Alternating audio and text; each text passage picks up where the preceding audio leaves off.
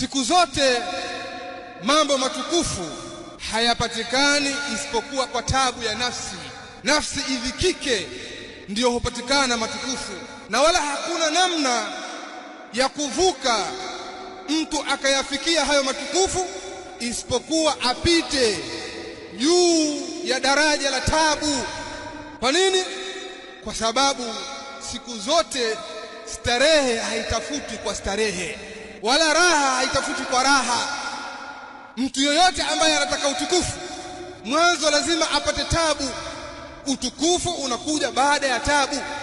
Yaqulu al-Imam al-Allama Ibn al-Qayyim rahmatullahi ta'ala alayhi fi Miftah Dar as-Sa'ada: وقد أجمع عقلاء كل أمة أن النعيم لا يدرك بالنعيم، وأن من آثر الراحة فاتته الراحة، وأن بحسب ركب الأهوال واحتمال المشاق تكون الفرحة والملذة، فلا فرحة لمن لا هم له، ولا لذة لمن لا صبر له، ولا نعيم لمن لا شقاء له، ولا راحة لمن لا تعب له.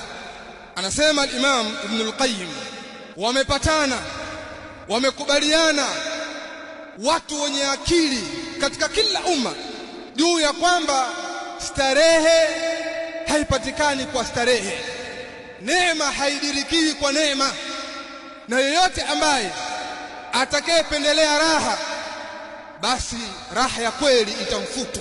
Si anapenda raha, ataikosa raha. Na kwa kadiri ya kuipanda misukosuko na kuvumilia mashaka, tabu, ndipo raha inapatikana na ladha. Hakuna furaha kwa yule ambaye hana himma, na wala hakuna ladha kwa yule ambaye hana subra, na wala hakuna neema kwa mtu ambaye hajapata tabu, hajapata shida, na hakuna raha kwa yoyote ambaye hajapata tabu. Al-Imam Ibn al-Qayyim kwenye maneno haya yote niliyosema hapa au kuyasoma, anamaanisha kwamba siku zote neema yoyote au tukufu wote unakuja baada ya tabu. Huwezi kupata starehe isipokuwa mwanzo utaanza na tabu. Udhikike, utabike, udhalilike, ndio utapata starehe. Waulizeni tu watu ambao wanatafuta pesa, mwanzo unakuwaje? Wachilia mbali jambo la ilmu ambalo jambo tukufu, thamani kuliko kitu kingine chochote duniani. Nimepiga mfano wa pesa kwa sababu watu wengi wanaelewa ukiwatajia mfano huu. Sasa waulizeni wale ambao wameendelea, wamefanikiwa katika maisha, ilikuwaje mwanzo?